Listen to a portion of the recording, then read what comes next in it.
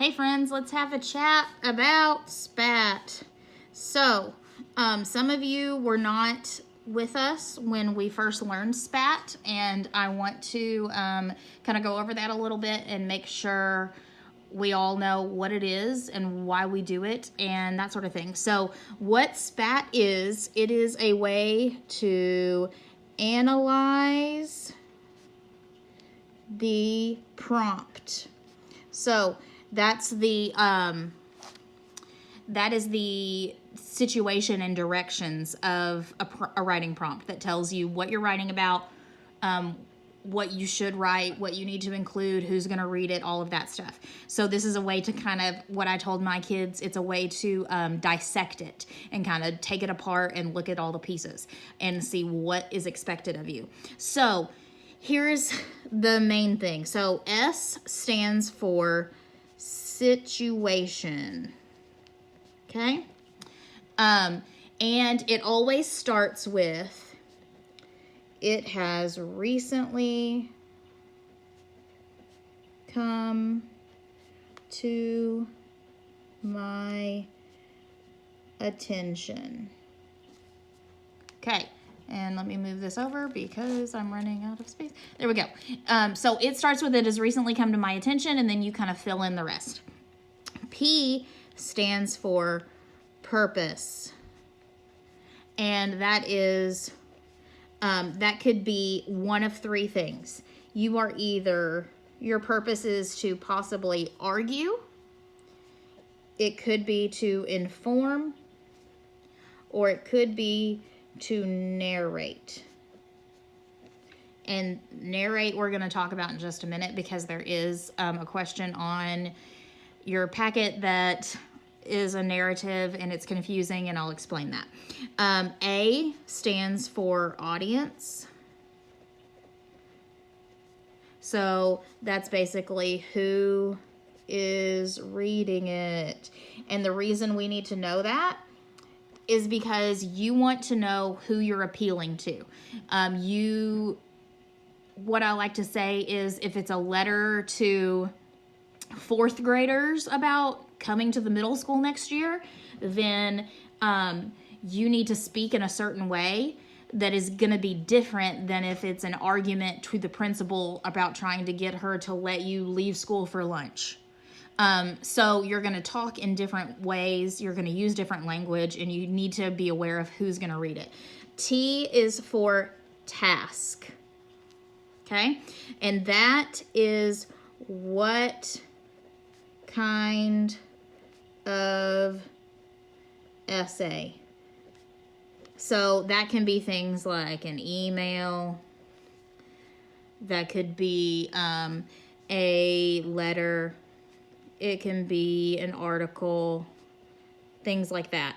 But the biggest thing to remember, it's still a 5-paragraph essay, no matter what it says. So there's certain things that if it's an email or a letter, you're going to address it and you're going to have an opening and a closing, things like that. But for the most part, you're still just writing a 5-paragraph essay. Not a lot is going to change depending on the task. So that is SPAT.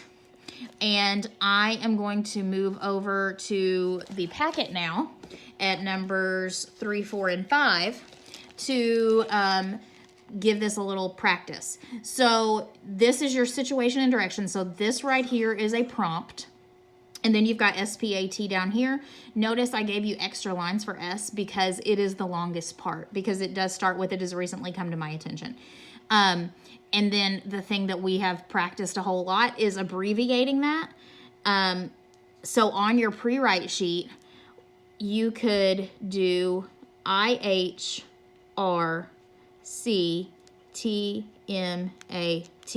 It has recently come to my attention that.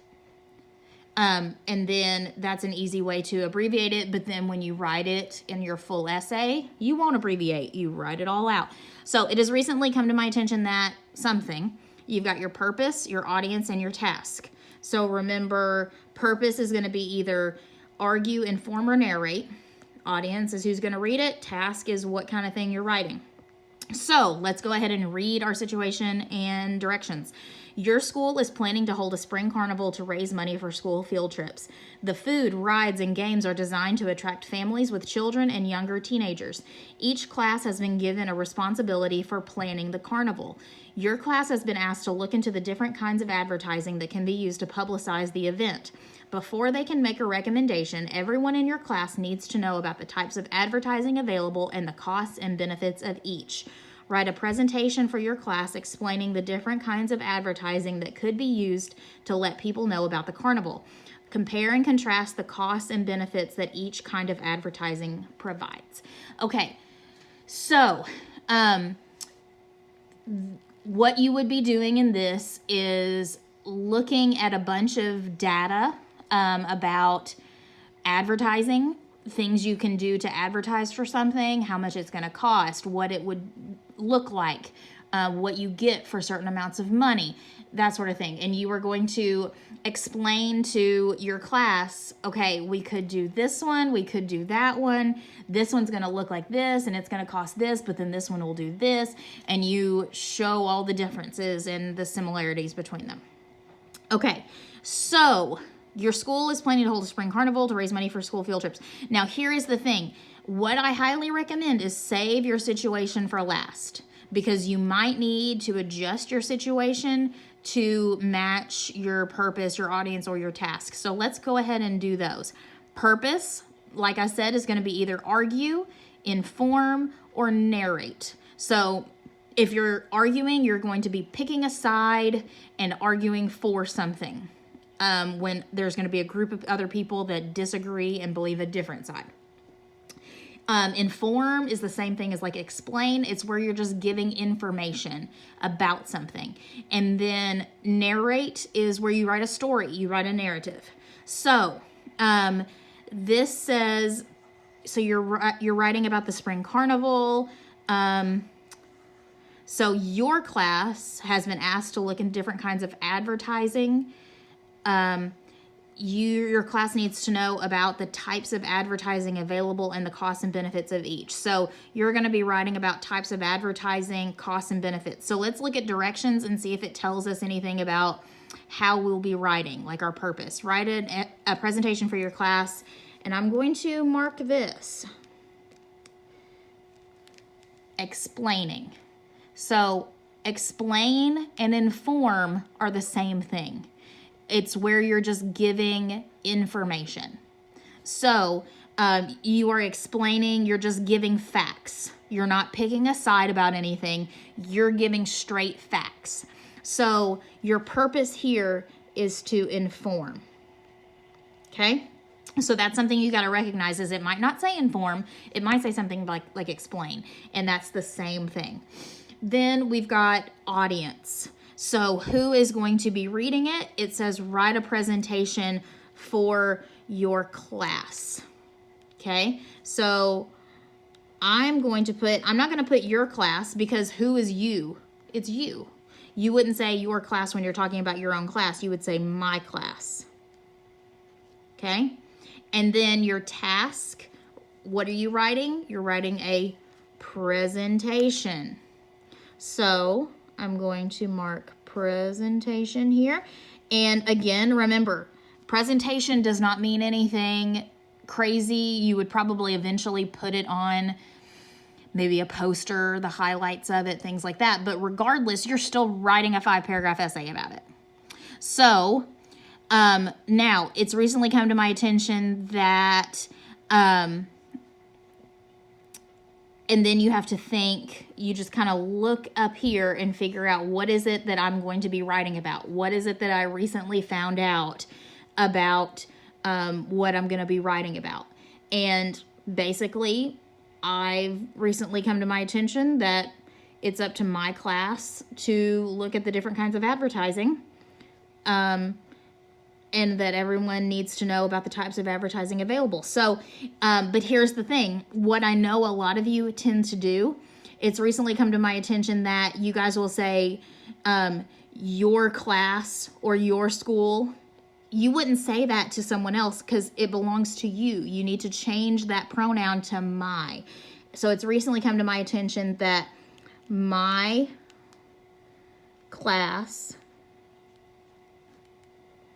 and I'm just going to say, and I just kind of pull things out of here that my class needs to know, and I'm getting it from right here.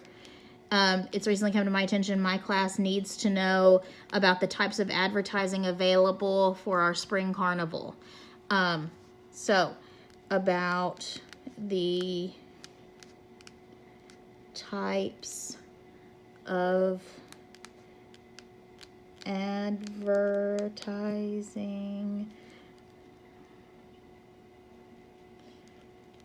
available for our spring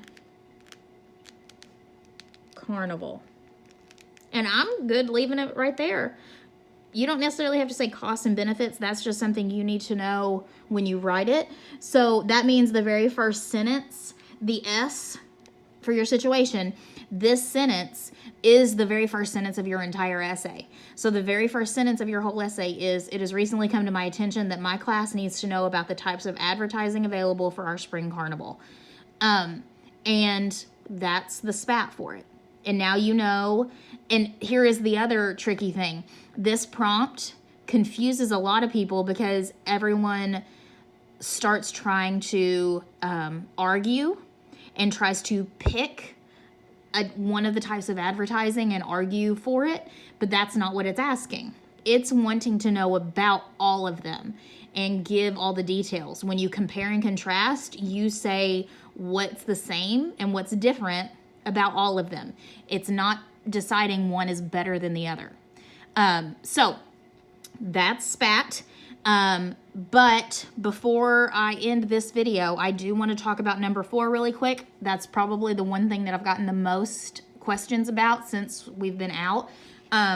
So this one, here's the thing. If we were able to go back to school right now, we would be working on the difference between argumentative and informational writing, and then also looking at narrative and when we would write a narrative, when we wouldn't, if we had the choice to write a narrative, should we, things like that. But the thing is, a narrative is a story, and a narrative is completely different than the arguments we've been writing. Informational is, there's a few tweaks in it that's a little bit different than argument, but for the most part, it kind of follows the same pattern.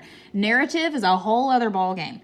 So what we have been doing for argument, there's nothing about it that would be the same thing for narrative. Narrative is where you develop a story, you have a setting, you have characters, you have dialogue, you're doing all of those things that, like a plot and climax and rising action and all of that craziness. And to be honest, it's almost too much to do in on demand. It's a little too much to do in 40 minutes.